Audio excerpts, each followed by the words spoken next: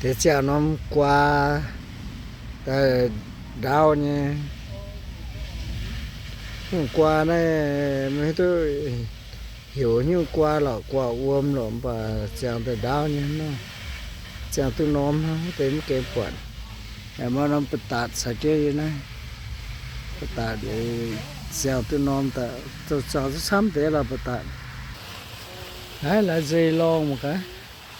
chẳng tôi nóm ta là dây lon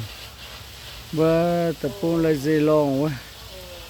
bật tạt thế mà nóm thế mà nóm bật tạt bóp quá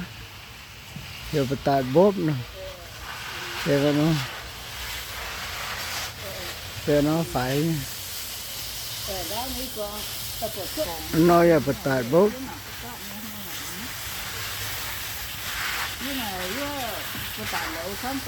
làm bữa thì hai chiếm chỗ nó ta xài cái nhàn ồ ta nói lò ồ ta nói cái ồ bùi ồ như cái bùi mà bùi